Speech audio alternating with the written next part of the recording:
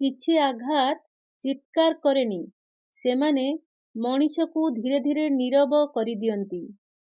ଚାଲନ୍ତୁ ଆଜି ଏହି ଭିଡ଼ିଓ ମାଧ୍ୟମରେ ଜାଣିବା ହୃଦୟର ଏହି ଗଭୀର ଯନ୍ତ୍ରଣା ବିଷୟରେ। କିଛି ଲୋକ ଆମ ଜୀବନରେ ଏମିତି ଆସନ୍ତି ଯେଉଁମାନେ ସବୁଦିନ ପାଇଁ ରହିପାରନ୍ତି ନାହିଁ, କିନ୍ତୁ ତାଙ୍କର ଅନୁପସ୍ଥିତି ଆମ ହୃଦୟରେ ଗଭୀର ଭାବରେ ଛୁଇଁଯାଏ। ଭାଙ୍ଗି ଯାଇଥିବା ଲୋକ ଶବ୍ଦ କରେନି, ସେ ଧୀରେ ଧୀରେ ନୀରବ ହୋଇଯାଆନ୍ତି। ଆମେ ହସୁ, କେହି ପଚାରିବେ ନାହିଁ ତୁମେ ଭିତରେ କେମିତି ଅଛ।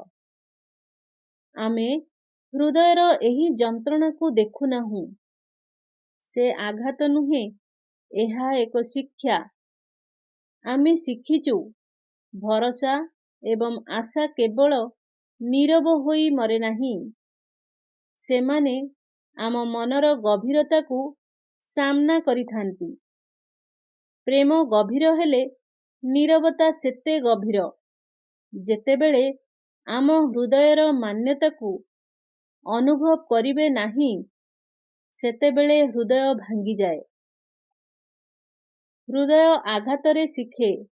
ବଡ଼ ହେବା ମାନେ ଶବ୍ଦ କରିବା ନୁହେଁ, ବଡ଼ ହେବା ମାନେ ଏକାକୀ ହୋଇ ନୀରବ ହେବା। କେବଳ ସେ ଜାଣେ କି ହୃଦୟରେ କ'ଣ ଘଟୁଛି। ଆମେ ହସୁ, କେହି ଜାଣିନାହିଁ ଆମେ କେତେବେଳେ ଭିତରେ କଷ୍ଟ ପାଉଛୁ। ସ୍ମୃତି କେବେ ପୁରୁଣା ହୁଏ ନାହିଁ, ସେ ସଦା ନୂତନ ଭାବେ ଆସି ମନ ଦୁଃଖ ଏବଂ ଆଶା ମିଶାଇ ଯାଏ। ପ୍ରେମ ଶେଷ ହୁଏ ନାହିଁ, କିନ୍ତୁ ଲୋକ ଭାଙ୍ଗିଯାଆନ୍ତି। ଯେଉଁମାନେ ଆମ ପାଖରେ ନଥିବେ, ତାଙ୍କର ନୀରବତା ଆମ ହୃଦୟରେ ଛାପ ଛାଡ଼ିଯାଏ। ତେଣୁ ଯେତେବେଳେ ଆମ ହୃଦୟ ଭାଙ୍ଗିଯାଏ, ଏହା ମରିନଥାଏ, ଏହା ଶିଖାଏ, ଏହା ଶାନ୍ତ କରେ ଏବଂ ଆମକୁ ସବୁଠାରୁ ଶକ୍ତିଶାଳୀ କରେ। ଆମେ ଭାଙ୍ଗି ନାହୁଁ, ଆମେ କେବଳ ଶାନ୍ତ ହୋଇଗଲୁ। ଯେଉଁମାନେ ଅଧିକ ପ୍ରେମ କରନ୍ତି, ସେମାନେ ଅଧିକ ନୀରବ ହୋଇଯାଆନ୍ତି।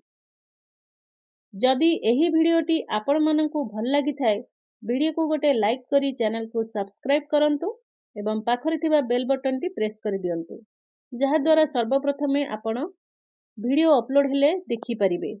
ରହୁଛୁ, ଜୟ ଜଗନ୍ନାଥ, ଧନ୍ୟବାଦ।